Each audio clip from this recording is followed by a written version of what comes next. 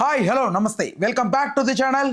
నేను మీ రామ్. ప్రవీణ్ పగడాల డెత్ మిస్టరీకి సంబంధించి అనేక ప్రశ్నలు అనేక అనుమానాలు వ్యక్తమవుతున్నాయి. అయితే ప్రధానంగా మొన్నటి వరకు ఇది హత్య కాదు యాక్సిడెంటే అని కొంతమంది మాట్లాడితే కాదు ఇది హత్యేనంటూ అప్పటి నుంచి మాట్లాడుతున్న క్రైస్తవ సోదరులు ఇప్పటికి కూడా అదే మాట మీద ఉన్నారు. అయితే ప్రధానంగా ఈ పోస్ట్ మార్టం రిపోర్ట్ ఇంకా రావాల్సి ఉంది. మొన్నటికి మొన్న ఒక కారు వెంబడిస్తుందంటూ కొన్ని వార్తలు వచ్చాయి. ఈ కారుకు సంబంధించి కూడా ప్రజెంట్ సంచలనంగా న్యూస్ ట్రెండ్ అవుతోంది. ఓవరాల్గా ఈ అంశాలన్నింటికి సంబంధించి మొన్నటి జరిగిన వీడియోకి ఇప్పుడు కంటిన్యూషన్గా సినీ మరియు రాజకీయ విశ్లేషకులు దాసరి విజ్ఞాన్ రెడ్డిగా ఈ కేసుకు సంబంధించి మరిన్ని వివరాలు తెలుసుకుందాం. నమస్తే. ఏంటి సిచ్యువేషన్ ఏంటి, ఏం జరుగుతోంది ఎగ్జాక్ట్గా ఈ ఇన్సిడెంట్లో, ఎలా ఉంది ప్రజెంట్ సిచ్యువేషన్ అక్కడ? ఫస్ట్ యాక్చువల్గా పోలీసులు ఏమన్నారు అంటే పాస్టర్ మరణం పైన ఎవరికి తోచినా వారు కథనాలు ప్రచురించకూడదు, మేము యాక్షన్ తీసుకుంటాం, ఎందుకంటే ఇది శాంతి భద్రతలకు సంబంధించిన అంశం అని చెప్పేశారు. అయినప్పటికీ కూడా క్రైస్తవ మతానికి చెందినటువంటి పాస్టర్లు అయితే మా తోటి పాస్టర్కి ఇలాంటి అన్యాయం జరిగింది, మాకు నిజ నిజాలు తెలియాలని వాళ్ళు డిమాండ్ చేయడంలోనూ తప్పులేదు. బికాజ్ ప్రతిదీ గోప్యంగా ఉంచుతున్నారు అని వాళ్ళ ఆవేదన. మెడ మీద కత్తి పెట్టి నాకు ఇప్పుడే డీటెయిల్స్ అన్నీ చెప్పు అని పాల్ లాంటి వాళ్ళు కూడా అడుగుతున్నారు. బట్ అది తప్పు. పోలీసులు ఎందుకు ముందే అన్ని బయట పెట్టరు అంటే ఇన్వెస్టిగేషన్ పూర్తయిన తర్వాత అన్ని డీటెయిల్స్ చెప్తారు. వాళ్ళకి ఏమైనా అనుమానాలు ఉంటాయి, అప్పుడు ముందే ఏదైనా రిలీజ్ చేశారనుకో ఇలా జరిగిందని అవతల వాళ్ళు జాగ్రత్త పడే అవకాశాలు కూడా ఉంటాయి కొన్ని కేసెస్లో. అదే ఇప్పుడు ఇదండి పోస్ట్ మార్టం రిపోర్ట్ చూడండి మెడ మీద గాయాలు ఉన్నాయి అనేది చెప్పాడు అనుకో, అవతలోడు ఇంకో రకంగా వాళ్ళు అడ్వకేట్స్ని పెట్టుకొని ఆ అడ్వకేట్లు ఏం వాదిస్తారంటే ఇలాంటి సిచ్యువేషన్లో కూడా ఇలాంటి గాయాలు అయ్యే అవకాశం ఉండొచ్చు చూడండి అని దొంగ సాక్ష్యాలు తయారు చేయడం ఉంటాయి, సాక్షుల్ని ఇన్ఫ్లుయెన్స్ చేయడం. సో అందుకని చెప్పేసి పోలీసులు ఏం చేస్తారంటే పూర్తిగా ఆ ఫ్రేమ్ మొత్తం పర్ఫెక్ట్గా సెట్ అయ్యే వరకు చెప్పరు. కానీ అండ్ అది వాళ్ళు చేసేది కరెక్టే. అలానే వీళ్ళ ఆందోళన తప్పని అనడానికి కూడా లేదు. ఎందుకంటే ఇప్పుడు నలుగురం వెళ్ళాము, ఇప్పుడు ఫర్ ఎగ్జాంపుల్ మంజుమల్ బాయ్స్ ఒకడు పడ్డాడు దాంట్లో, అవునా, మిగతా వాళ్ళందరూ ఆవేదన పడ్డంలో తప్పు లేదు. మా తోటోడు మావోడు అన్ఎక్స్పెక్టెడ్గా చనిపోయాడు, మరి అది మాకు డీటెయిల్స్ తెలియాలి మీరు చెప్పండి అని అంటారు. 100% చెప్పాలి. యాక్చువల్గా చెప్పాలంటే వాళ్ళకు కూడా అంటే they have right to know. Even ఇక ఫ్యామిలీ పీపుల్ అంటారా, ఆవిడ పెద్ద మనసు చేసుకొని క్షమించేసింది జెసికా గారు. సరే మనం ఈ ప్రపంచానికి వచ్చింది పగలు పెంచుకోవడానికి కాదు, శాంతియుతంగా బ్రతకడానికి. నిజంగా ఒకవేళ అది హత్య అనుకుందాము, ఎవరో చంపారు అనుకుందాం, మేము ఆ పాపుల్ని క్షమించేస్తున్నాము, ఇక దీన్ని ఇన్సిడెంట్ ఇంతటితో మీరు ఆపేయండి అని వాళ్ళు అన్నప్పటికీ కూడా సహచరుడు మరణించాడు అన్ఎక్స్పెక్టెడ్గా అంటే వీళ్ళు పోరాటం చేయడంలో తప్పు లేదు. అలాగే షర్మిల గారు కానీ జగన్ గారు కానీ విమలారెడ్డి గారు కానీ ప్రశ్నించడంలోనూ తప్పులేదు. విమలారెడ్డి గారు ఆవేదన ఏంటంటే అప్పుడెప్పుడో మన వైఎస్ వివేక హత్య తర్వాత ఆవిడకి అదొక క్వశ్చన్ మార్క్ ఈ రోజు వరకు. అవినాష్ వాళ్ళేమో గుండెపోటు అన్నారని, వీళ్ళేమో ఉత్తరం దాయమన్నారని, సునీత అవినాష్ని అనడం, అవినాష్ సునీతని అనడం, అలా అవినాష్ వాళ్ళ అమ్మ మంచం ఎక్కడం, ఈవిడ కలవడానికి వచ్చి వీళ్ళందరినీ సర్దు మణిగించడం అప్పుడు జరిగింది. అప్పుడు ఆవిడ క్వశ్చన్ మార్కే. ఇప్పుడు మళ్ళీ ఇంకో పాస్టర్ చనిపోతే ఆవిడకి ఏదో ఒక ఆవేదన. అంటే వీళ్ళకి కుటుంబ సభ్యులు ఇలా మాట్లాడడానికి గల కారణం ఏదన్నా వెనక నుంచి ఒత్తిడిలు ఏమైనా ఉన్నాయా? అట్లాంటిది ఏం ఓన్ డెసిషన్ అయినా అది? నో 100% మనసులో నుంచి వచ్చింది. ఇప్పుడు ఒక మనిషి చనిపోయాడు అంటే నువ్వు పీక పట్టుకొని ఇలాగే చెప్పు అంటే అలా చెప్పే వాళ్ళు కాదు. అంటే వాళ్ళకి ఎవరు లేరా ఏంటి కొంపతీసి? అంతమంది ఉంటారు, భక్త బలంగా ఉంటుంది, అంత ఎవరికి లేదు. బట్ క్షమాగుణం ఉన్నవాళ్ళు సో క్షమించేశారు. మరి అంత గొప్ప వ్యక్తిని అదే అంత తేలిగ్గా ఫస్ట్ ఇలా తేలిగ్గా కాదు, గుండె నిబ్బరం చేసుకొని అంటే దేవుణ్ణి పూర్తిగా నమ్మిన వాళ్ళు ఎలా ఉంటారు తెలుసా? మామూలుగా అంటే ఏ దేవుడైనా కానీ శివభక్తులే కావచ్చు, లేకపోతే ఆ చివరికి అఘోరియే కావచ్చు, వాట్ ఎవర్, నమ్మినా నమ్మకపోయినా హూ ఎవర్, దేవుడిని ధ్యానంలో ఉండేవాళ్ళు అదేంటిదంటే ఎప్పుడు పోతానో నాకు తెలియదు, ఎప్పుడు పోయినా ఐఎమ్ రెడీ టు డై, మేము దాన్ని ఈజీగానే డైజెస్ట్ చేసుకుందాన్ని ముందు నుంచే ప్రిపేర్ అవుతూ ఉంటారు. సో అలాంటి టైంలో ఎలాంటి పెద్ద ఇన్సిడెంట్ అయినా, సడన్గా ఇల్లు కూలిపోయినా, వాళ్ళకి ఇంకేదన్నా అయినా, జరగరాని ఘోరం జరిగిపోయినా, ఇంట్లో ఎవరైనా చనిపోయినా కూడా they will take it easy, it's okay, అది దేవుడు ఆజ్ఞాపించాడు అలా జరిగింది, ఎవరు ఏమనుకోకండి, అందరూ ప్లెజెంట్గా ఉండండి, ఆ టైప్లో వాళ్ళు అలా ఉంటారు అంతే. అంతేగాని మనం కామన్ మ్యాన్ లాగా ఆలోచించి ఎందుకు నువ్వు అసలు చలనం లేదు నీలో అలా ఎందుకున్నావు అనడం కరెక్ట్ కాదు. సో ఇక ఇప్పుడు జరిగింది ఏంటంటే కొన్ని కథలలో మిస్టరీలుగా మిగిలిపోయినటువంటి స్టోరీస్. ఒకటి బుల్లెట్ కథా చిత్రం. ఈ బుల్లెట్ బండి హెడ్లైట్ ఆల్రెడీ గన్నవరం దగ్గరే డ్యామేజ్ అయింది. గన్నవరం నుంచి 9 సమ్ అరౌండ్ తను బయలుదేరేటప్పుడు హైదరాబాద్ నుంచి బయలుదేరాడు. I don't know whether Piduguralla రూట్లో పోయాడా లేకపోతే ఖమ్మం నుంచి వెళ్ళాడా, ఎలా దగ్గర ఉంటుందో ఐ డోంట్ నో. వెళ్ళాడు. గన్నవరం నుంచే లైట్ పనిచేయట్లంటే గన్నవరం బిఫోరే అతని మీద దాడి జరిగిందా అనేది ఉంటుంది. ఎందుకంటే బుల్లెట్ కథా చిత్రంలో చాలా చాలా చాలా క్వశ్చన్ మార్కులు. మనిషి ఇలా పడ్డాడు, పైనుంచి బుల్లెట్ పడింది, ఓకే. మరి వీపు మీద స్టాంప్ ఎందుకుంది, బూటు మరక, ఎవడు తన్నాడు అనేదానికి ఒక క్వశ్చన్ మార్క్. నెక్స్ట్, రోడ్డు మీద వెళ్ళింది పాస్టర్ కాదు, పాస్టర్ని ఆల్రెడీ కొట్టి తన్ని కారులో ఎక్కించుకున్నారు. అతని బండిని ఇంకొకరు హెల్మెట్ వేసుకొని స్లోగా తోలారు కాబట్టి హెల్మెట్కి గాయాలు అవ్వలేదు, బాడీకి అయ్యింది. అక్కడికి వెళ్ళిన తర్వాత కారులో నుంచి బాడీని పడేసి ఈ బైక్ కూడా ఆయన మీద పడేశారు అనే ఒక వాదన ఉంది. అండ్ అక్కడ ఉన్న క్వశ్చన్ ఎందుకు అంటే అలా బండి మీదకి వెళ్ళి పడితే పడ్డట్లేదు, అది మనిషిని ముందు పడేసి పైనుంచి బండి పెట్టినట్టు ఉంది. అదే. అండ్ అక్కడ ఇంకొక అనుమానాస్పదమైన వస్తువు, ఆ కర్ర మీద ఆయన బ్లడ్ మార్క్, అంటే కొట్టిన కర్రను కూడా అక్కడే ఇసిరేసినట్టు అట్లా కనబడింది. నెక్స్ట్ ఇంకొక కోడల్లో మిస్టరీ, ఆ రెడ్ కార్. ఆ రెడ్ కార్ ఇప్పుడు మెయిన్.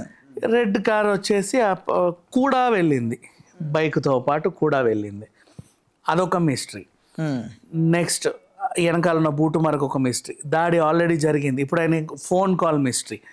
కాల్ చేసింది రామ్మోహన్ ఆర్జేవైకి. రామ్మోహన్ ఆర్జేవైకి ఎందుకు కాల్ చేశాడు? ఈయన ఎప్పుడో గతంలో యూత్ మిషన్, బైబిల్ మిషన్ చేశారు, అంటే యూత్ అందరినీ చేర్చి వాళ్ళకి ఇవ్వడం. 25, 26, 27, 28 తేదీల్లో మహాసభలు వీళ్ళు ప్లాన్ చేశారు.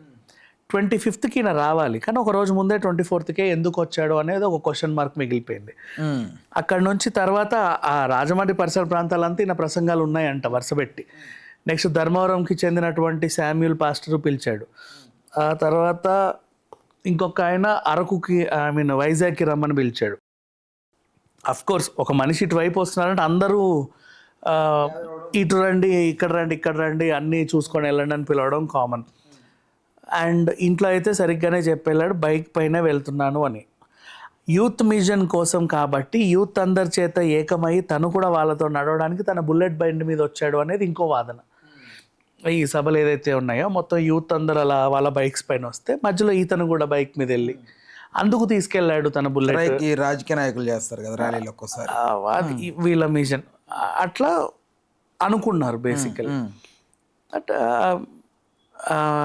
చనిపోయిన ప్రదేశం అంటే ఇప్పుడు ఈయన వస్తున్నట్టు ఆ రామ్మోహన్ ఆర్జేవైకి అండ్ ఆ క్రైస్తవ సంఘాలకే తెలుసు. ఇప్పుడు వీళ్ళు వేరే వేరే మతం మీద అన్నా కూడా ఈ సంఘాల వాళ్ళకే తెలుసు.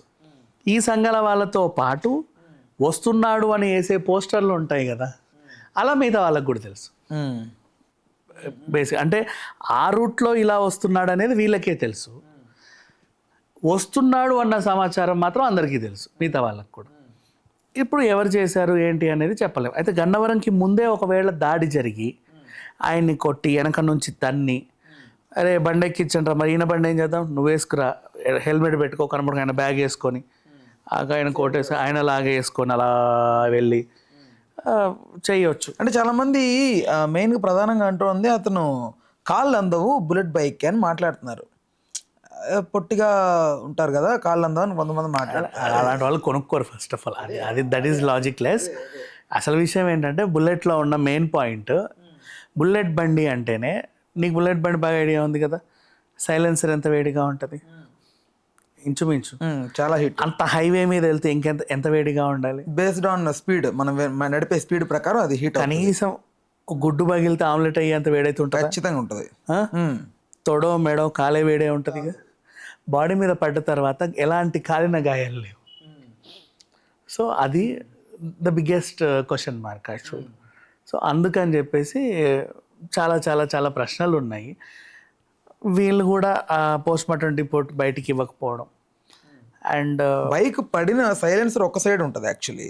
బైక్ ఇలా పెట్టుంటే కాలే అవకాశం లేదు, ఫ్రాంక్గా మాడుకుంటే. సైలెన్సర్ ఇటువైపు ఉంటే కాలు ఉండాలి. అంటే నువ్వు బండి పడ్డ వ్యక్తి డొర్లీ పడతాడు కాబట్టి 10 అడుగుల లోతుల్లో సైలెన్సర్ కాలాలి. నో స్పీడ్గా దొల్లుతాడు కాబట్టి సైలెన్సర్ అనేది minimum 6 seconds to 10 seconds hold అయితేనే మన స్కిన్కి కానీ దానికి కానీ కాలడం అనేది స్టార్ట్ అవుతుంది. అదే వాట్ ఎవర్, ఒక 10 అడుగుల లోతులో మనిషి పడ్డాడు అంటే పద్ధతిగా పడాడు. అదే ఎక్కడ ఇది మెయిన్. పద్ధతిగా అయితే పడాడు, అది ఎక్కడో పడాలి, ఇది ఎక్కడో పడాలి. సో మాత్రం అదే కొద్దో గొప్ప అక్కడో ఇక్కడో ఎక్కడో దగ్గర కాలుతుంది. అది వేడిగా ఉంటది కాబట్టి, దాని తత్వం వేడి కాబట్టి. నువ్వు పైన తెచ్చి ఇట్లా పెడితేనే నీకు బాడీ కాలదు. ఇది ఇక్కడ లాజిక్, అంత నుంచి ఇంకేం ఆ కోణంలో. ఓకే. సో అంటే అది నీట్గా అమర్చి పెట్టినట్టు. అది 10 అడుగుల లోతు, 10 అడుగులు అంటే అలా. ఆ లోతు అంటే కూడా డైరెక్ట్ ఇలా లేదు, అది రోడ్డు పక్కన అలా అలా అలా అలా 10 అడుగుల లోతు అని అంటే ఇక్కడ బండి పెట్టింటాలంటే, ఒకవేళ ఎవరైతే హత్య చేశారో ఇఫ్ ఇన్ కేస్ అయి ఉంటే వాళ్ళందరూ దిగి వచ్చి ఆ బండిని మోసుకెళ్ళి ఆ 10 feet దిగి దాన్ని అలా పెట్టడం అనేది అది ఎక్కడ నాన్ సింక్ లాగా అలా కూడా సింక్ లేదు. అంటే ఏ రకంగా చూసినా సరే ఇది ఒక మిస్టరీగానే మిగిలిపోయింది. సో అందుకని చెప్పేసి మరి మిస్టరీగా మిగిలిపోయినప్పుడు ఏదో ఒక కన్క్లూజన్ ఇవ్వండి. ఏ కన్క్లూజన్ ఇవ్వకుండా మమ్మల్ని ఏమనుకోకుండా ఎలా అని చెప్పి మిగతా వాళ్ళందరూ గొడవలు చేస్తున్నారు. కానీ మరీ కేఏ పాల్ లాగైతే చేయకూడదు. కేఏ పాల్ ఏం చేస్తున్నాడు అంటే మెడ మీద కత్తి పెట్టి ఇప్పుడే చెప్పు, నాకు ఇప్పుడే చెప్పు. చెప్పలేరు అప్పటికప్పుడు. అది చేయొద్దులే, కొంచెం వాళ్ళ టైం వాళ్ళకి ఇచ్చి వాళ్ళ గౌరవం వాళ్ళకి ఇవ్వాలి. అండ్ ఇంకొకటి ఏంటంటే శవం మాయమవుతుంది. అంటే వీళ్ళు ఇన్ని స్పెక్యులేషన్ చేస్తుంటే నిజంగా ఏం జరిగిందో తెలుసుకోవాలన్నా కూడా కొంచెం క్రైస్తవ వాళ్ళకు ఉంటుంది. మా పాస్టర్కి ఏం జరిగిందో తెలుసుకోవాలని. ఆ బాడీని తీసుకెళ్ళి వాళ్ళు ఏమైనా అదేంటిది వేరే టెస్ట్లకి ఇచ్చుకున్నా ఆశ్చర్యం లేదు. అందుకని చెప్పేసి ఎక్కడైతే అంటే క్రైస్తవులకే ఉంది, వాళ్ళు కాల్చరు, పూడుస్తారు కాబట్టి అక్కడ కూడా కొంచెం సెక్యూరిటీని పెడితే బెటర్. ఎందుకంటే ఒకవైపు వీళ్ళు ఫ్యామిలీని ఓదార్పులో కార్యక్రమంలో ఉన్నారు, ఇంకోవైపు గొడవలు చేసే కార్యక్రమంలో ఉన్నారు. దీన్ని కూడా పట్టించుకోవాలి. వాళ్ళ చెల్లెలు కూడా ఎవరో ఒక ఆవిడ అసలు మా అన్నయ్య కాదు అన్నట్టుగా మాట్లాడుతున్నట్టు. అసలు ఎవరు ఏంటి, వాళ్ళ ఆవిడేమో వదిలేండి అంటోంది, వాళ్ళ చెల్లెలేమో మా అన్నయ్య కాదు నాకు సంబంధం లేదని మాట్లాడుతుంది. ఎందుకు ఇట్లా అంటే ఆయన ఫ్యామిలీ గొడవలు మనం ఏం మాట్లాడలేము. అది గొడవలో మంచో చెడో అది వాళ్ళ పర్సనల్, వాళ్ళ ఇష్టం. హిందూ దేవుళ్ళ గురించి కూడా ఆయన కొన్ని కాంట్రవర్షియల్ గా మాట్లాడిన ఈ మధ్యకాలంలో చూసాను నేను. ఇతను బేసికలీ వీళ్ళ నాన్న ఏంటిది మదర్ అండ్ ఫాదర్ కూడా love marriage, Muslim and Christian marriage జరిగింది. వీళ్ళ బ్రదర్తో ఇతనికి పడక ఇద్దరు విడిపోయారు. అండ్ ఈయన మొదటి నుంచి క్రైస్తవ మతంలో ఉన్నాడు, అలా సంపాదించుకున్నాడు. చాలా సాఫ్ట్వేర్ కంపెనీస్కి కూడా అధిపతి చెప్పాలి అంటే. So he had very good knowledge ఉంది. సినిమా కూడా ప్రొడ్యూస్ చేశారంట, బొమ్మ బ్లాక్ బస్టర్ అనే ఫిలిం కూడా. మంచి నాలెడ్జ్ ఉంది, బిజినెస్ మీద ఆసక్తి ఉంది. బయట సోషల్ లైఫ్కి బాగా అలవాటు పడ్డ మనిషి. తనకి ఏదైనా క్రిన్స్ అనిపిస్తే దాన్ని పట్టుకొని దాన్ని మొత్తం రూట్స్ నుంచి చిందరవందర చేసే వరకు వదలని వ్యక్తి. అలా నాట్ ఓన్లీ బైబిల్, మిగతా గ్రంథాలని కూడా, మిగతా వాళ్ళు చేసే ప్రసంగాలని కూడా ఆయన మళ్ళీ దాన్ని రోస్ట్ చేయడం అలవాటు చేసుకున్నాడు. అలా అలా అలా అలా మిగతా వాళ్ళకి వీళ్ళకి ఎప్పుడు డిబేట్స్ అవుతానే ఉంటాయి. దారా చూసుకుందాం, నువ్వు గొప్ప నేను గొప్ప, నువ్వు చెప్పింది రైటో నేను చెప్పింది రైట్, నేను ఇప్పుడే ప్రూవ్ చేస్తా, ఇట్లాంటివి basically the people do. Right. ఇప్పుడు అసలు ఫస్ట్ ఆఫ్ ఆల్ ఈ హిందూ సాంప్రదాయాల్లో మన వాళ్ళు చేసిన తప్పు ఏంటంటే అడగారిన వర్గాన్ని దూరం పెట్టడమే తప్పు అనిపించింది. వాళ్ళకి అసలు ఏ గుర్తింపు లేకుండా వాళ్ళని కొంచెం చులకనగా చూడడం వల్లే వాళ్ళ క్రైస్తవ సమాజానికి దగ్గరయ్యారు.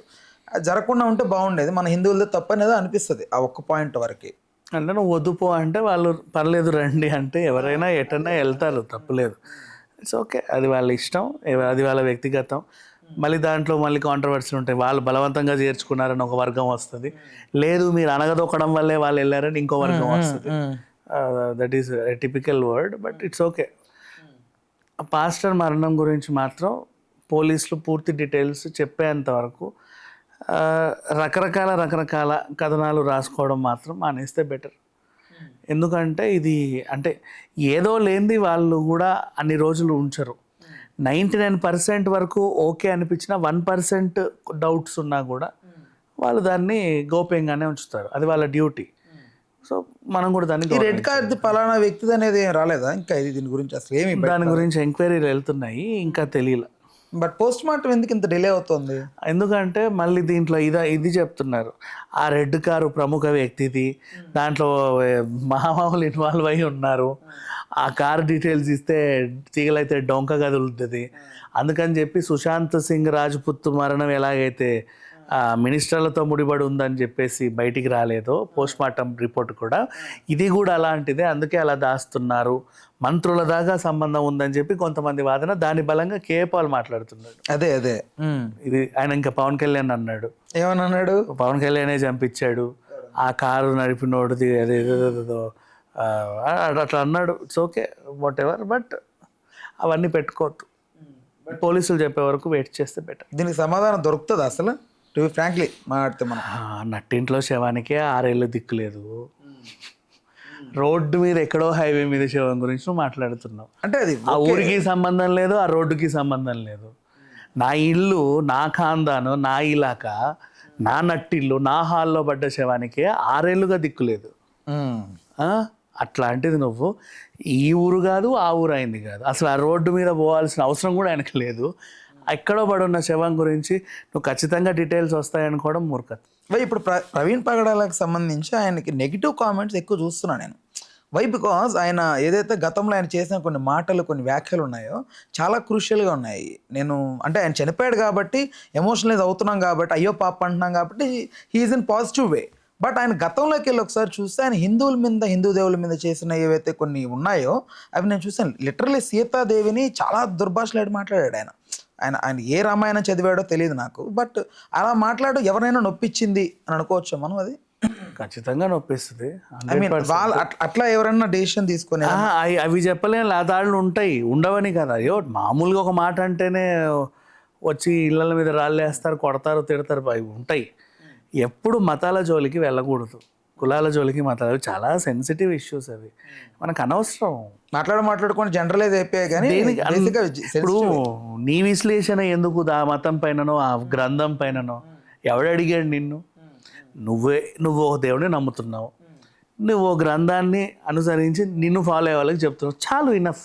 ఇఫ్ ఇన్ కేస్ అంతవరకు రైట్. ఇఫ్ ఇన్ కేస్ ఇది ఒకవేళ యాక్సిడెంట్ అనుకుందాం, ఇఫ్ ఇన్ కేస్ ఇది మర్డర్ అనే ఒక విషయం బయటకు వస్తే సిచ్యువేషన్ ఎలా ఉంటుంది? ఆంధ్రాలో కానీ, హిందువులు కానీ, క్రైస్తవులకు కానీ మత కల్లోలాలు ఎలా జరిగే అవకాశం ఉంది? ఎంత ఇష్యూస్ రేగుతాయి? ఏమీ జరగవు. బికాస్ ఎవరైనా సరే ఇన్ కేస్ ఒకవేళ మర్డర్ అంటే తను ఏదో చేస్తే అవతలోడికి అది నచ్చక వీళ్ళకి పగలు ప్రతీకారాలు ఉండి చంపుకోవడాలు ఉంటాయి. ఊరికే నువ్వు పొద్దున్న లేచి రోడ్డు మీద వెళ్తుంటే ఎవడో వచ్చి గొడ్డలతో నరికైతే పోడు, అది 100% ట్రూ. ఎప్పుడులో ఏదో పగ ఉంటుంది, అప్పుల పగో, లేకపోతే మాట పగో, లేకపోతే పరువుకు సంబంధించిన పగో, ఇంకేదైనా పగో, లేదా మతానికి సంబంధించిన పగో, కులానికి సంబంధించిన పగో, ఒక రీజన్ అనేది ఉంటుంది. అప్పుడు 2 చేతులు కలిస్తేనే చెప్పట్లు. నువ్వు ఏదో అనుంటావు, వాడు నిన్ను చంపుంటాడు, వాడు చేయడం తప్పే, ఎట్ ద సేమ్ టైం నువ్వు అనడం కూడా తప్పే. ఇలాంటివి ఉంటాయి. నువ్వు అనడం వల్లే వాడు రెచ్చిపోయాడు, వాడు రెచ్చిపోయి నేను చంపేశాడు, ఇట్లాంటివి ఉంటాయి. అంటే ఊరికే పలానా మనిషి జస్ట్ సింపుల్గా పొద్దున్న లేచి అలా చెట్టు కింద కూర్చొని పేపర్ చదువుతుంటే వచ్చాడు మెడ నరికేసి వెళ్ళాడు అంటే అంత సరదా ఎవరికి ఉండదు. బేసికల్గా అందరి తప్పులు ఉంటాయి. కాకపోతే ఏంటంటే మనిషి ఇలా చంపుకోవడాలు ఇవి తప్పు. ఏదన్నా ఉంటే సామరస్యంగా ఎవడుంటున్నాడు ఇవాళ రేపు. కానీ నీకు నిజంగా నీ పాయింట్లో దమ్ము ఉంటే నువ్వు వాడితో మాట గెలువు. రైట్. అలా నీ పదంలో ఉంది, డెప్త్ ఉంది. నీ వాడు చెప్పింది తప్పు అని నీకు అనిపించింది, ఏదైతే రైటో నీకు తెలుసో దాన్ని విత్ ఆధారాలు పెట్టు. ఇప్పుడు అయినా కూడా పాపం ఏవేవో వాళ్ళ గ్రంథాలు తీసి ఇది అని అండర్లైన్ చేసి చెప్తా ఉంటాడు. మీకు దానికి అపోజ్ చేసేవి కూడా అలాగే చెప్పండి, బాగుంటుంది, హెల్తీగా ఉంటుంది. ఇక్కడ మెయిన్ క్రూషియల్ థింగ్ ఏంటంటే క్రైస్తవులకే సగం మందికి పడదు. మళ్ళీ ఇలా కూడా తిడతా ఉంటారు కొంతమంది. వాళ్ళు దేవుళ్ళు ఉంటారు, దేవుళ్ళని బూతులు తిట్టేస్తూ ఉంటారు. అలా చేయడం తప్పు. మన వాళ్ళు ఏం తక్కువ కాదు, మన వాళ్ళలో కూడా ఉన్నారు. రాధా మనోహర్ దాస్ లాంటి వాళ్ళు కూడా ఉన్నారు. వాళ్ళని నిప్పించేలాగా మాట్లాడి, వాళ్ళకి కొంచెం హృదయం కదిలేలాగా మాట్లాడి, వాళ్ళ గొర్రెలను దూషించి, ఇలా కొన్ని వర్డ్స్ ఉన్నాయి వాళ్ళ పరంగా కూడా. సో అట్లా మాటలు నోరు జారడం తప్పు. ఏదన్నా ఉంటే మీరు ఎనాలిసిస్ చెప్పండి, వాళ్ళు కూడా దానికి రిప్లైలు ఇస్తారు. ఇంకోటి చేయండి, రిప్లైలు ఇస్తారు. అది కాస్త ఓ దగ్గరికి వెళ్ళొద్ది. ఒక క్రిటికల్ సిచ్యువేషన్ ఉంటుంది, ఇది రైటా అది రైటా అసలు అర్థం కాని పొజిషన్ తీసుకొస్తే బెటర్. అప్పుడు ఇద్దట్లోనూ ఏదో ఉంది, అబ్బా ఎంత లోతుగా మీరు దాని గురించి అంశం గురించి మీరు బాగా ఆలోచించారని చెప్పి అప్రిషియేట్ చేయొచ్చు. అంతేగాని నాదే రైట్ వాడు నోరు జారాడని తన్నుకోవడం తిట్టుకోవడం, that is not wrong. Right, ఓకేనా? ఈ కేసుకి సంబంధించి మరిన్ని వివరాలు దొరికినప్పుడు మళ్ళీ ఇంకొక కంటిన్యూ వీడియో చేద్దాం. Right, thanks for the time, thanks for information.